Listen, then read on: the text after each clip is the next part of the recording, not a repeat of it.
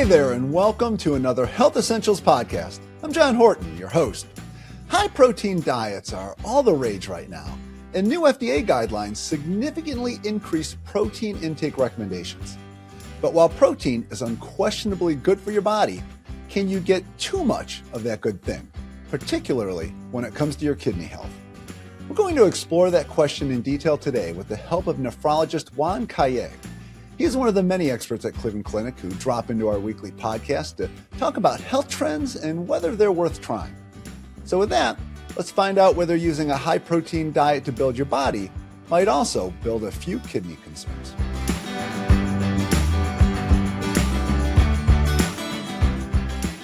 Welcome to the podcast, Dr. Calle. Thanks for stopping by to chat. Well, thank you so much, John, for having me. It's a pleasure to be here. Definitely. We're glad you could make some time for us. So Dr. Calle, at the grocery store these days, we are just blasted with products promising more grams of protein. You can buy yogurt loaded with protein and pancake mix loaded with protein and snack bags of chips with gobs of protein. It is just everywhere. Plus, there's protein powder and protein bars, and I think you kind of get the picture. Given all of that, I wanted to start with a basic question. Can our kidneys handle all the extra demands that come with this protein? So I'll start by saying or giving a disclosure about that, and it's the fact that I'm not the one going to the grocery store in my home. But that aside, and all joking aside, yeah, we know that is happening very frequently. We are bombarded with a bunch of different information and things that we see in stores, in TV, media, social media, and stuff like that is kind of advertising that. For the most part, and for the general population, to be honest with you, a little bit more of protein shouldn't be a problem at all. The issue becomes a little bit more on people who may have certain diseases, especially what pertains to us from the area in the kidney world or kidney medicine. That may pose a little bit more of a risk, but then I guess we'll probably can talk about that a little bit more later. We'll definitely kind of dive into that. But just from what you said then, if you're just kind of your typical kind of healthy individual, you got, a workout routine. I know my sons are big into protein with everything. If you're kind of that sort of healthy individual, odds are your body can handle a little more protein in your diet. So yes, for the most part, for healthy people who don't have like any other medical issues at all, that should be okay. I have sort of like a philosophy that I apply in my clinics and when I'm seeing patients and families as well and giving advice and recommendations. And I usually tell them not to go to an extreme in either way. Yeah. If you go way too much and you just start kind of pounding on a lot of protein, that may be an issue, even if you're healthy. But just getting to a balance and trying to be balanced in life, that's probably the best recommendation that I can give on that too. Yeah, we talk about that a lot on this podcast, the whole idea of moderation. It seems to be a general theme in a lot of healthcare stuff. Yes, definitely. All right, but even with what we've just said, and you are okay if you're a healthy individual and maybe taking in a little more protein, if you do that, you are putting increased demands on your kidneys. So can you tell me, like, how does more protein make the kidneys work a little harder?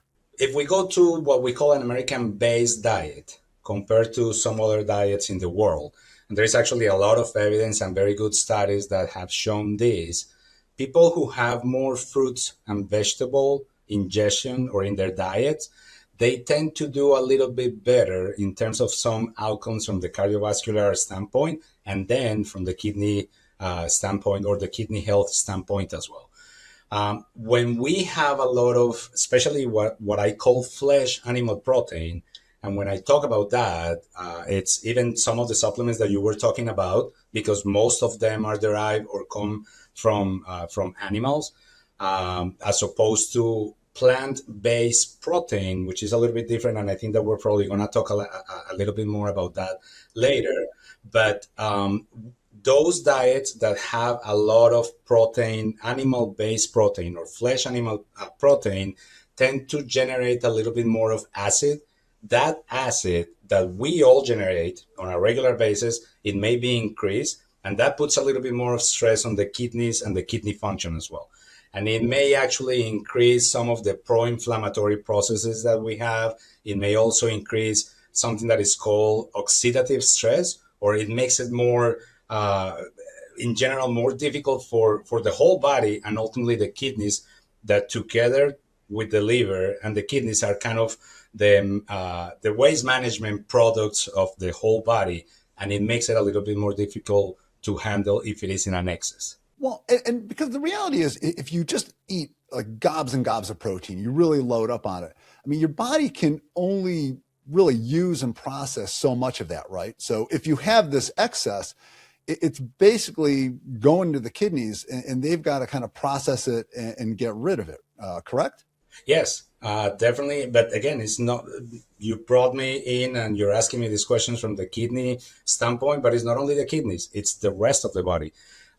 Something that modern medicine, and I guess I may be guilty of this, is that we have gotten so specialized, and we, especially at Cleveland Clinic, for example, as well, we're being able to do and work on our area of expertise, but we forget that we are a whole. We are, it may affect everything. And when one floor in the building doesn't work well, the whole building doesn't work well. So that goes back to the kidneys, and it's not only there, but it affects the whole body in general. So that's just something to think about. Even if you are healthy, you don't need to overload on protein, because you really your body can only handle so much. Yes, definitely. There are certain circumstances, and some people who are like, but that's not part of the norm. It's more of a little bit on the extremes, like bodybuilders and things like that, or people who have certain needs because of medical conditions. But in general, it's trying not to overload the whole system. Yeah, I get the sense that there's a lot of people who probably take in enough protein where they could be bodybuilders, but they're not doing the bodybuilding part of it. So that's where it kind of gets wasted a bit. That is actually, I mean, you hit the right point there.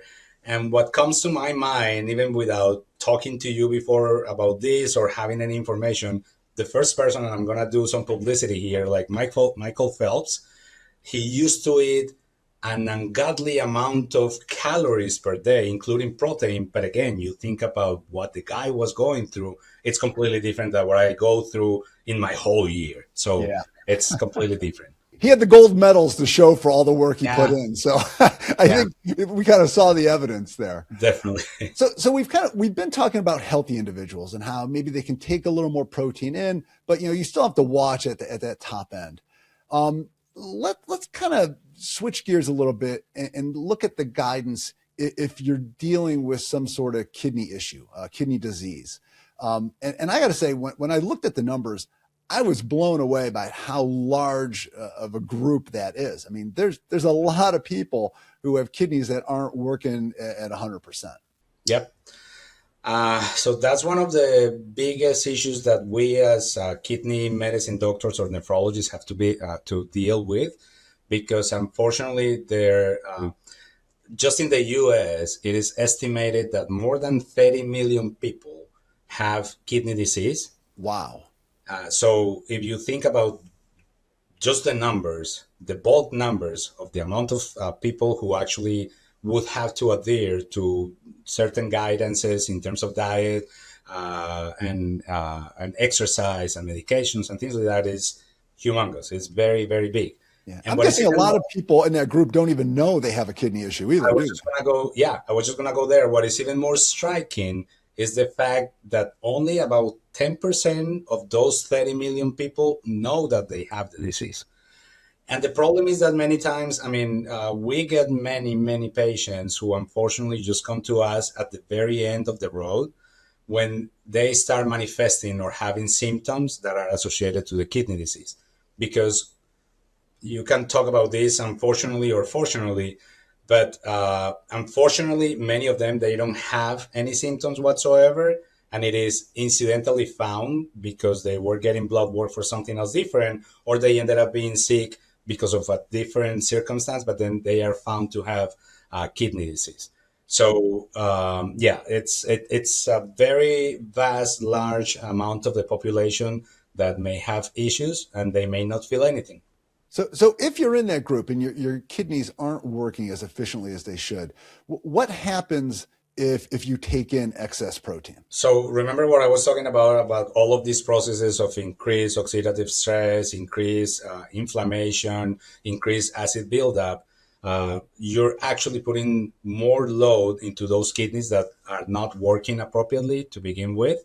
And all of those increase the complications and many, many other issues that we start seeing in blood work, minerals and electrolytes, the acid-base balance of the body, and it starts affecting many other systems or organs in the body too. Yeah, and I'd imagine that then it just kind of accelerates. So if you Yes. you have a little problem, you overload it and you compromise it, all of a sudden that little problem becomes a much bigger problem. Yes, and I think I might have mentioned something a few seconds ago or a few minutes ago that there is a lot of evidence, medical evidence, that is studies that have been done in a well-designed manner, and they show that people who actually have more fruits and vegetables as opposed to protein, especially animal-based protein, the progression of the disease, which we call it chronic kidney disease, versus in those patients eating a lot of protein versus the ones that actually eat a lot more fruits and vegetables, the people who eat a little bit more fruits and vegetables do much better. And they may even slow the progression of the disease and sometimes revert a little bit or improve a little bit the kidney function that they may have damaged for a long time. That's why they always say eat your fruits and veggies, right? Yes. They're good for you. They joke, people joke about keep an apple a day keeps the doctor away, and they talk about usually the kidney doctor. So, and that's good. Now, and I think we're kind of going right into what I wanted to talk about next, and that was whether the type of protein you're eating, like how much of a difference that makes. And from what you're saying, then there's a big difference in how your body processes, like a big steak versus how it's going to handle plant-based protein, like from legumes and nuts and seeds. Yeah. How is it different? So part of it may actually be on the processing of the food as well. Unfortunately, again, and especially for us here in the US, we do eat a lot more processed and highly processed foods compared to other places in the world. And I think that plays a big role. And that's probably one of the biggest things that align between the previous recommendations from the guidelines from the National Institutes of Health and the current ones. They do hit on the point of trying to avoid highly processed foods. So that's probably one thing. The other thing as well, or another reason, is that it seems that the protein based from plants versus animals, the composition and everything else and how it's kind of formed, to put it in lay terms, it's different, and the digestion and the processing and the metabolism may make it a little bit easier for the fruits and vegetables because they are like kind of more natural than the ones from animals, and especially how the animals have been processed or how the animals have been treated as well apparently has a lot to do with it. Yeah. I mean, to be honest, that makes a lot of sense. Just, I know with how you feel after you eat, like I said, a big piece of meat versus, like I said, fruits and vegetables. I mean, your gut feels a little different when it hits. So it kind of makes sense that your body is just handling it in a different way. Yeah, it's definitely, and trust me, I just came from a conference that we were having in our department half an hour ago, and something that we are actually investigating and we are working on, and it seems to hit a very hot topic right now, which is this thing that is called the microbiome or the microbiota. I don't know if you We talk about that all the time on here. We have gastroenterologist Dr. Lee loves talking microbiome. So we're actually working on that as well. And one of the things that we probably see is that the microbiota, the microbiome is actually, and it behaves in a completely different way when you are eating fruits and vegetables versus, and protein that is plant-based versus the one that comes actually from animals as well.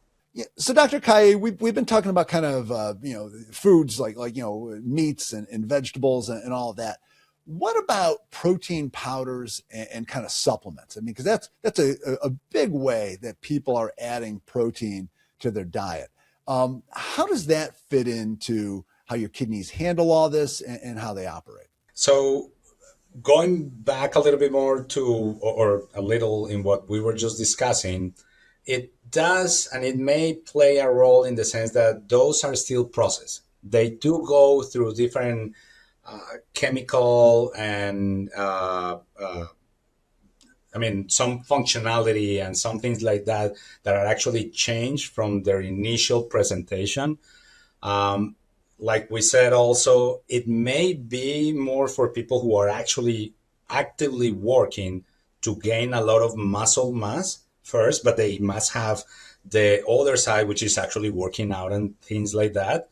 And then for some specific people, when they are malnourished or they have certain other conditions, they may need some supplementation of that. But in general, for the general population and for the vast majority of people, that's probably not necessary. And since we talked about the fact that more like around 90% of the patients who have kidney disease don't know about it, you may actually be in there and you may be adding a little bit more to the mix that you didn't know about. So if you're going to be hitting the protein powder, do it because you know you're hitting the gym. You're throwing a lot of weights around. You're doing this sort of bodybuilding and exercise where you have those increased demands.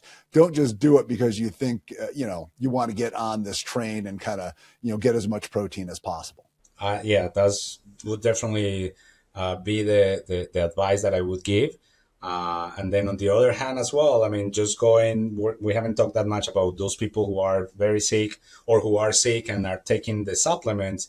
It also depends, because I have some of my patients in whom I have to tell them, you need to lay off a little bit more, because it seems that it's actually bringing a little bit more of consequences and benefits versus the risk. And it seems that probably it may be there too. And that's where it sounds like if you know you have kidney issues, you should talk to your doctor and really get a good sense as to how much protein you should be taking in. Yes. So in looking though at the overall guidance on how much protein should be in our diet, there have been some changes in that, as we've kind of discussed a little bit. Just looking at it, the old guidelines used to be, looks like 0.8 grams of protein per kilogram of body weight. And that has now changed to 1.2 grams to 1.6 grams per kilogram of body weight. For those who aren't into kilograms, quick rule of thumb, it looks like if you were weighed 150 pounds, the recommendations changed from maybe taking in 54 grams of protein a day to 82 to 108 grams. So it's a big increase. So that was a lot of math we just threw out there, Dr. Calle. What does that mean for the average person as to what you should be looking to have on your plate, what you should be buying at the store, and how much protein you should be trying to get in? So I'll tell you that just recently I had to look into this, and I was actually astonished as to how much that actually means in my daily diet. So for a person who weighs somewhere around 150 pounds, like you were talking about, which is close to the 70 kilograms, that would mean that person, if we're talking about just protein, would be eating like 9 eggs per day. Yeah. Wow. So yes, that's a lot of eggs. That's a lot of eggs, unless you have like a very nice egg bake or quiche or something like that, which usually I don't think people eat that much on a daily basis. When it comes to meats and stuff like that, it's talking about almost 250 grams or 300 grams. That's somewhere a little bit over half a pound per day, just in that category. So that's a lot. I mean, that we think, and in other sources like the National Kidney Foundation and the American Society of Nephrology as well, we believe and we think that people who have kidney disease should refrain from going there.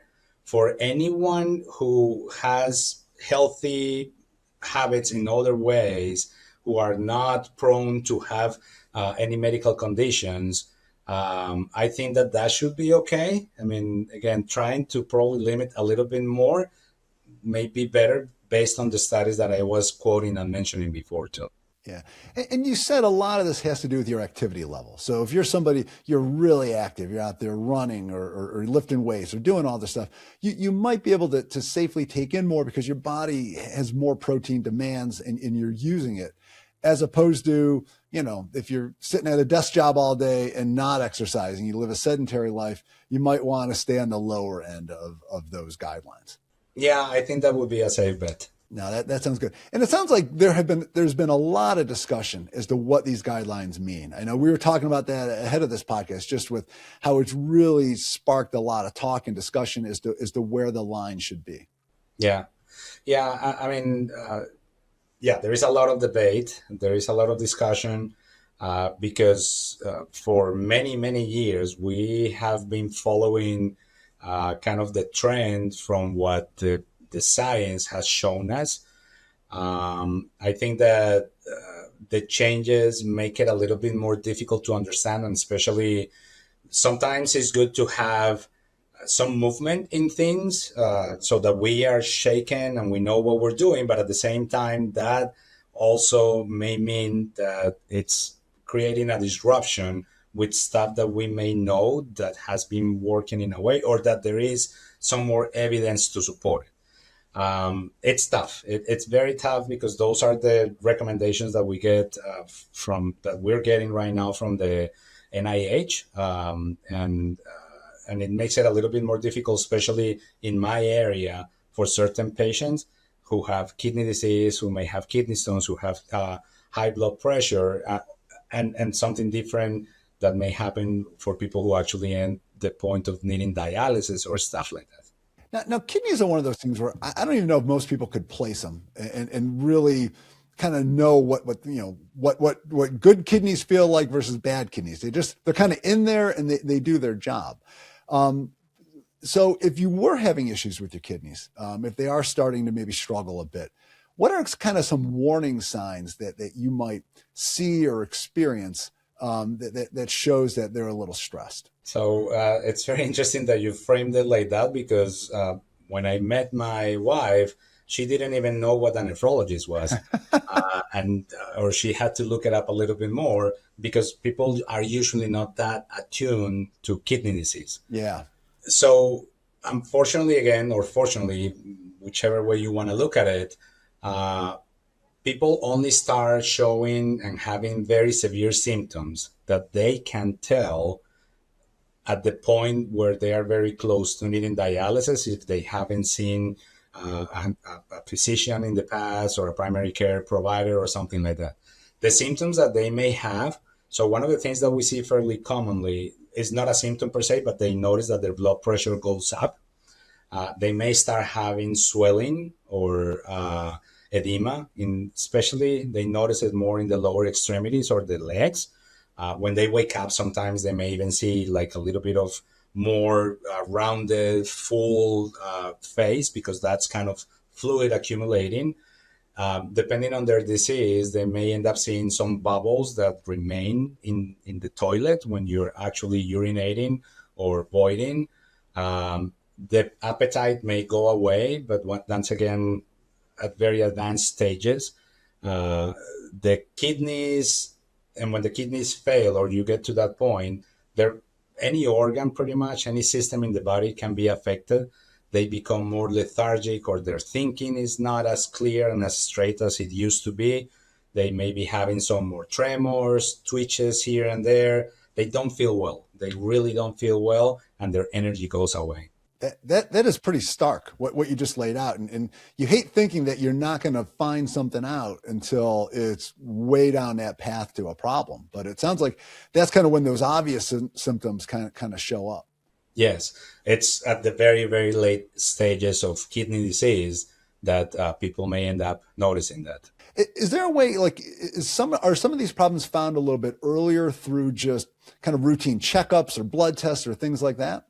Yep.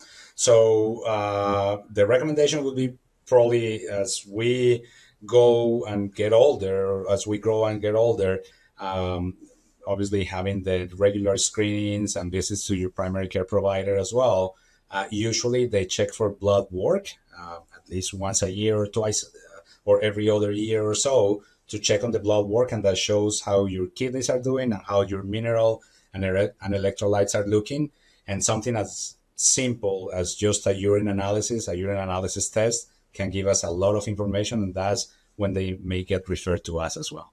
Yeah. Well, it just drives home the point about how important it is to kind of keep up with your medical care and those kind of, those precautionary kind of checkups, or just, to make sure everything's working the way it should. Yeah, definitely. Well, Dr. Calle, we've covered so much here today. And I guess just looking to kind of sum everything up, what's the best way that people can go about kind of striking a healthy balance to kind of meet their body's protein needs, but keep their kidneys happy at the same time? So I think, just like I mentioned at the beginning, trying to keep a balance and not going into the extremes. I think that trying to follow the guidelines that have come out even recently and the previous ones, again, trying to make a balance of all of those, just to keep on in the middle of the road and push through there. Trying to avoid some of the medications and things that may cause a little bit more of harm to the kidneys, which we may talk about this at a later time, but medications like anti-inflammatories that are over the counter and are very prominent, that can cause a lot of damage to the kidneys as well. And just keeping yourself healthy, having more fruits and vegetables, I think is the regular advice. The whole thing about drinking a lot more, yeah, go ahead and drink, but don't, and I mean fluid like water and stuff like that. Don't go overboard. Giving or taking a lot more extra doesn't necessarily push the kidneys to work much better. It's a matter of not being literally, quote unquote, dehydrated. Well, Dr. Calle, I love that you threw in that last little bit about the medications, because we did not touch on that, but that is such an important point. Sometimes I think we have all those over-the-counter meds that we take for aches and pains or whatever, and we don't really think about what they're doing to various body parts. But it sounds like they can really have an effect on your kidneys if you're overdoing it. Yes, they do. All right. Well, we just got information from the first second right up to the last one. So I appreciate just everything you shared, and I'm really looking forward to having you back on again. Well, thank you so much for having me. It was a complete pleasure. Your body needs protein, but there's also only so much it can handle and use. Overdoing it on the protein front can put extra stress on your kidneys. Something to consider before pushing up your protein intake. If you liked what you heard today, please hit the subscribe button and leave a comment to share your thoughts. Until next time, be well.